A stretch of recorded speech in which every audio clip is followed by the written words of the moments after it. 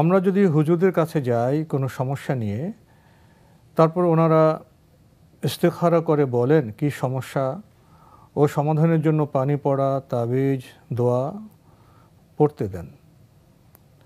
আমরা আল্লাহর উপর বিশ্বাস রেখে ওনাদের উসিলা ভেবে তা গ্রহণ করি। এতে কি আমাদের গুনাহ হবে? আল্লাহ আপনাদের সুস্থ, সুন্দর ও নিরাপদ রাখুন। আমিন। ধন্যবাদ। আপনি প্রশ্ন করেছেন যে আমরা কোনো সমস্যা যখন দেখা দেয় তখন হুজুরদের কাছে যাই, যাওয়ার পরে হুজুরা ইস্তেখারা করেন, ইস্তেখারা করে তারপরে তারা মানে কি অসুস্থতা আছে এটা নির্ধারণ করেন, নির্ধারণ করে সেই অনুযায়ী তাবিজ, পানি পড়া অথবা দোয়া দুরুদ ইত্যাদি লিখে দেন বা বলে দেন। আমরা এগুলোকে ওসিলা মনে করে এগুলো করে থাকি। কতটুকু এটা বৈধ? এখানে আসলে মানে প্রশ্ন করেছেন একটি, কিন্তু প্রশ্ন অনেকগুলো। জি, মানে এটা বুঝতে হবে যে আসলে মানে প্রশ্ন অনেকগুলো প্রবেশ করে গিয়েছে। প্রথম কথা হচ্ছে, আল্লাহর বান্দা যদি অসুস্থ হন, অসুস্থতার কারণে তিনি যে কাজটি করবেন সেটা হলো তিনি প্রথমেই আল্লাহ রাব্বুল আলামিনের কাছে নিজেকে প্রত্যাবর্তন করবেন।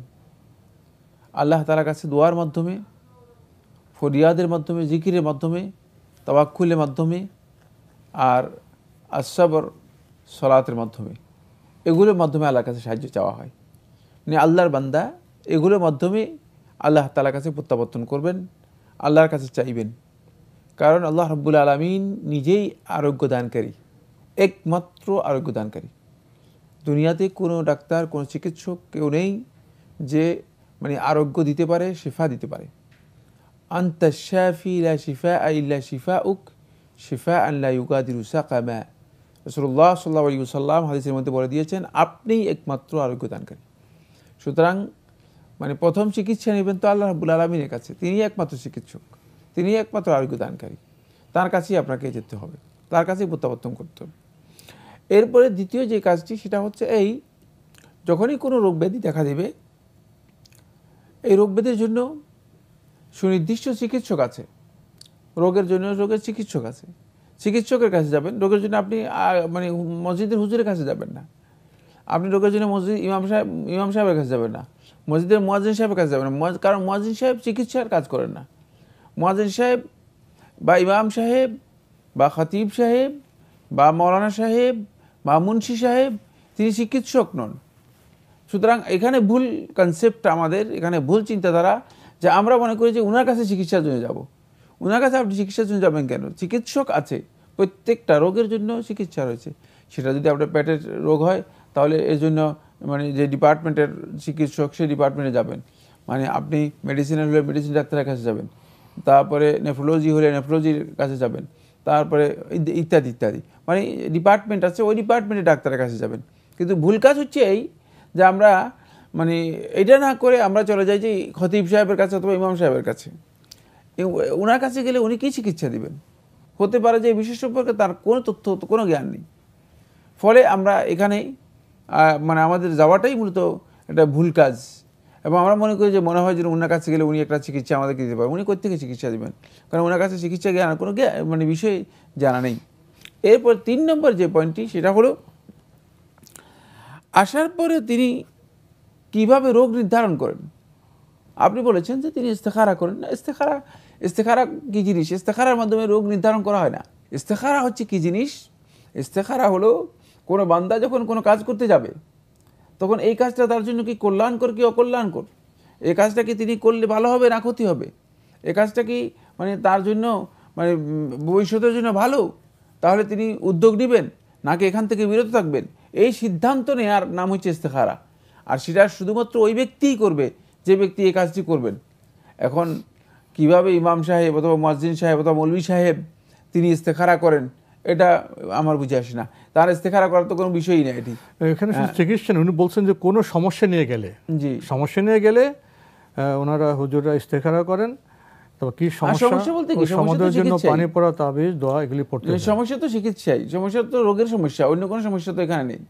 অন্য সমস্যা বলতে কি কি সমস্যা থাকবে এখানে? উল্লেখ করেননি, শুধু বলতে সমস্যা নিয়ে এখানে রোগের বিষয় মূলত সমস্যা উনি উল্লেখ করেছেন, কিন্তু সেটা এখানে রোগ আসলে মানে আসল কথা হচ্ছে রোগ। সমস্যা আর কি সমস্যা থাকবে? এরপরে আসতেছে ইস্তেখারা করেন। ইস্তেখারার মাধ্যমে তিনি কিভাবে রোগ নির্ণয় করেন? ইস্তেখারার মাধ্যমে কোনো যুগে কোনো আলেম বলেছেন যে রোগ নির্ণয় করা হয় থাকে, এটা একেবারে ভুল কথা। না ইস্তেখারার মাধ্যমে, না কোনো ধরনের গণনার মাধ্যমে, না কোনো ধরনের আরাফার মাধ্যমে। আরাফা হচ্ছে মানে গণনা জাতীয় মানে কোনো জ্যোতিষ কর্মের মাধ্যমে, মানে না দৈব কর্মের মাধ্যমে, কোনো কিছুর মাধ্যমে মূলত রোগ বা সমস্যা নির্ধারণ করা ইসলামী শরীয়তের মধ্যে জায়েজ নেই, বরং এই কাজটি হারাম। আর এটাকে বিশ্বাস করাও কুফরি। যদি কেউ বিশ্বাস করেন তাহলে তিনি কুফরির মধ্যে লিপ্ত হলেন। তাই তিনি কিভাবে নির্ধারণ করলেন যে এই ব্যক্তির এই সমস্যা, এই ব্যক্তির এই রোগ হয়েছে? এটা নির্ধারণ করার কোনো প্রক্রিয়াই নেই। এখন দেখা গেল যে আপনি গেছেন, আপনার পেটের সমস্যা, এখন আপনি ইমাম সাহেবের কাছে গেলেন, আর ইমাম সাহেব ইস্তেখারা করলেন। কি ইস্তেখারা করলেন তিনি ভালো জানেন। তারপরে ইস্তেখারা তিনি বললেন যে আপনাকে জাদু করা হয়েছে। কিভাবে জানেন তিনি আপনাকে জাদু করা হয়েছে? এই গায়েবের ইলমটা তার কাছে কোত্থেকে আসলো? তিনি কি অদৃশ্যের জ্ঞান রাখেন? তিনি কি গায়েবের জ্ঞান রাখেন? মোটেও না। আর কিভাবে তিনি এটা এই জ্ঞানটা পেলেন? ফলে এখানে বড় ধরনের বিভ্রাট তৈরি হয়, আর আমরা এটাকে বিশ্বাস করে নিই। আমরা মনে করি যে হ্যাঁ, আমাকে ঠিকই তো আমাকে জাদু করা হয়েছে। আপনি যখনই আপনি কোনো একটা সমস্যা নিয়ে গেলে বলেন হ্যাঁ আপনাকে জিনে আসর করেছে। দেখা যায় যে আমাদের লোকেরা বারবার আমাদেরকে টেলিফোন করে যে শেখ আমাকে তো জিনে আসর করেছে। জিনে আসর করেছে আপনি কীভাবে বুঝলেন? বলছি হ্যাঁ, আমরা ইমাম সাহেবের কাছে গিয়েছি, ইমাম সাহেব বলেছেন যে জিনে আসর করেছে। ইমাম সাহেব কীভাবে জানলেন? কীভাবে কনফার্ম হলেন জিনে আসর করেছে? সেটা জিনে আসর নাও হতে পারে, অন্য কিছু তো হতে পারে, অন্য সমস্যা তো হতে পারে। আপনি তো আসলে চিকিৎসকের কাছে যান নাই, আর ইমাম সাহেব চিকিৎসা সম্পর্কে জ্ঞান রাখেন না। আর ইমাম সাহেবের এই ক্ষমতা নেই যে ইমাম সাহেব বলতে পারে যে জিনে আসর করেছেন, অথবা ইমাম সাহেব এই ক্ষমতা নেই যে ইমাম সাহেব বলতে পারেন যে আপনাকে জাদু করেছেন। তাহলে রোগ হলে চিকিৎসকের কাছে যাবেন, অদৃশ্যের জ্ঞান লাগবে। হ্যাঁ, আর আল্লাহর কাছে দোয়া করবেন। হ্যাঁ, কিন্তু অদৃশ্যের জ্ঞান বিষয় বলতে পারেন। হ্যাঁ, যদি কোনো আলামত সুনির্দিষ্ট পাওয়া যায়, সেই আলামতকে সামনে রেখে ইমাম সাহেব বলতে পারে যে সম্ভাবনা আছে যে আপনাকে জিনে আসর করার সম্ভাবনা আছে, তাহলে ইমাম সাহেব একটা প্রেসক্রাইব করতে পারেন। বা আপনার মানে সম্ভাবনা রয়েছে, আপনার আচরণ অথবা আলামত থেকে আমরা বুঝতে পারতেছি যে আপনার এই ধরনের সম্ভাবনা আছে। কিন্তু নিশ্চিত করে বলে দিবেন যে হ্যাঁ আপনাকে জাদু করা হয়েছে, এখন আপনার এই তাবিজ লাগবে, এটা কোত্থেকে বলেন? এটা বলার কোনো সুযোগ নেই। এরপরে যে বিষয়টা আপনি উল্লেখ করেছেন সেটা হচ্ছে এরপরে আপনাদেরকে সুন্দরভাবে কিছু টাকা নিয়ে তাবিজ ধরাই দেন। এটা শিরকি কাজ। তাবিজ ধরাই দেন, আপনারা মনে করেন যে এই তাবিজ দিলেই আমি আমার যে সমস্যা রয়েছে এই সমস্যার সমাধান হয়ে যাবে, সংকট পূরণ হয়ে যাবে। না, এটা একেবারেই ভুল কথা। আপনারা তাবিজ নিয়ে চলে আসেন। এই জন্য এই কাজটি শুদ্ধ নয়, কারণ এই তাবিজ রাসূলুল্লাহ সাল্লাল্লাহু আলাইহি ওয়াসাল্লাম নিষেধ করেছেন। ইসলামী শরীয়তের মধ্যে এটি হারাম এবং শিরক। সুতরাং এখানে মানে বড় ধরনের ভুল যে আমরা যে কাজটা করে যাচ্ছি আসলে মূলত এই কাজটি সঠিক নয়। এই পদ্ধতি চিকিৎসা পদ্ধতিও নয়, এবং এই পদ্ধতির মাধ্যমে কোনো ধরনের অসুবিধা বা অসুস্থতা অথবা সমস্যার সমাধান হয় না।